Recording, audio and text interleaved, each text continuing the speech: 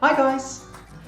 Are you worried about rupturing your Achilles tendon? So often if you've got Achilles tendinopathy, you'll be reading stuff on the internet and they'll all say, oh, Achilles tendinopathy weakens your tendon and you can easily tear it. That's true, you can, but in this video I'm going to explain what you can do to really reduce that risk, that you don't have to worry about it that much. So my name is Maryke. I'm one of the physiotherapists from treatmyachilles.com, where you can get online physiotherapy assessment as well as treatment for your Achilles injuries. Have a look at our link in the description of this video if you want to know more.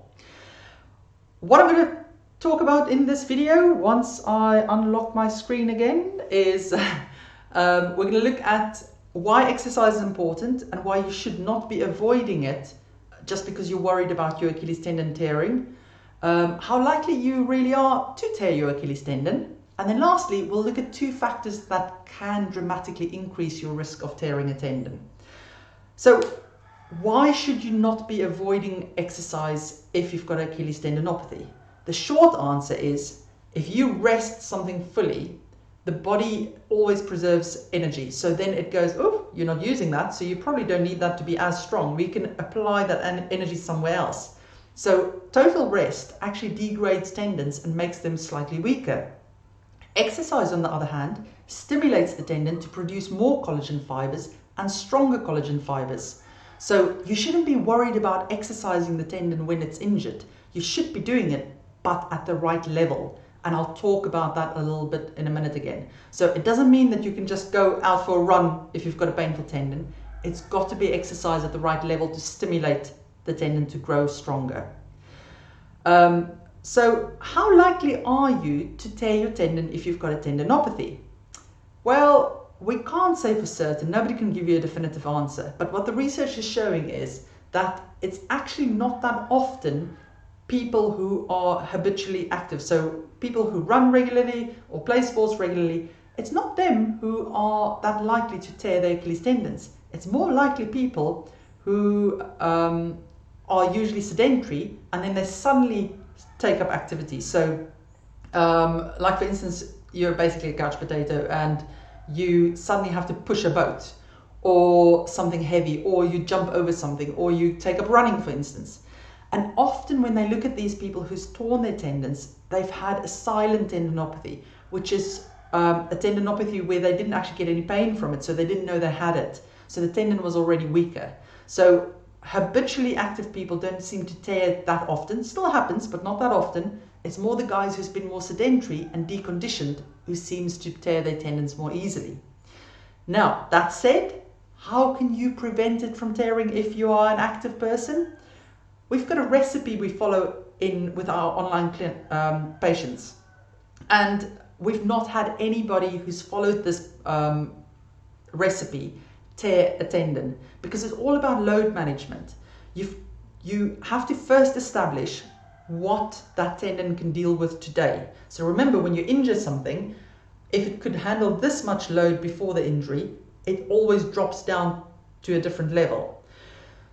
This level is different per patient. So we get some people whose tendons are strong enough to cope with running, some level of running, maybe just not fast running. Others can't even walk long distances, so we may have to adapt their activity quite dramatically for that. So it's not rocket science. If you go and see a skilled clinician, they just make you do some test movements and listen to your history and get you to test a few things. And they can then establish what a safe baseline of exercise is for you to start with. Then remember, we've said that strength training helps to stimulate the tendon to grow stronger. So we want to take it from the injured strength back to normal strength. And that means you've got to follow a carefully graded strength training program. And how we usually grade that is we start you off with gentler, lower load exercises. And then according to how your tendon reacts, we push that into heavy load, slow resistance exercises. And then eventually we add in speed on top of that. And remember, when you run, about 6 times your body weight, or forces equal to 6 times your body weight, goes through your Achilles tendon. So you have to really strengthen it up to make it robust for that. And then lastly, you add in jumping activities and running activities. But again, it's at a graded level that you carefully get it to grow stronger, because every careful running session or jumping session you do stimulates the tendon, to grow stronger, so you can do more the next session. So when you follow this regime, it means that you don't tax that tendon at a level that's dangerous to it or that may tear it, because you're actually pitching the exercise for the right strength or capacity of the tendon. So it's really useful to work with somebody who can help you decide what that should look like. Now, there are two cases where your tendon may be at increased risk of tearing. And the first is if you've been on fluoroquinolone antibiotics in the previous 6 months. I've no idea if I'm saying that word correct, but that's the pronunciation I've gone with for the last few months. I've made a whole video about fluoroquinolone antibiotics because they are quite frequently, it seems, prescribed in the USA. Luckily in the UK, it's a lot more controlled. They're really effective antibiotics. They work for a wide spectrum of bugs, and that's why docs often prescribe them. But the current guidelines say that you should really not be prescribing this type of antibiotic unless nothing else has worked, because it can dramatically affect your tendons. It can cause Achilles tendinopathy as well as spontaneous Achilles rupture without any warning. And these side effects can start within 2 hours of the first dose. And for some people, it can only happen 6 months after taking the last dose. So this should not be a first line of defense drug, but watch the other video I made about it. It'll give you a lot more information. I'll pop a link in the comments of this or in the description of this video, and there should be an information thingy pop up for you here if you want to follow that. The second factor that can affect your tendon health and may increase your risk of tearing is if you take corticosteroids.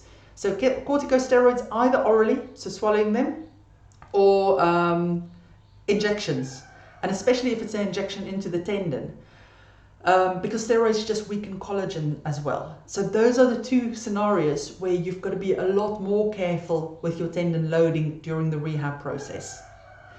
Excellent. Let me know if you've got any questions. If you've heard a lovely cockerel crow throughout this video, I do apologize, but there's about 30 of them around this house at the moment, so I can't control them.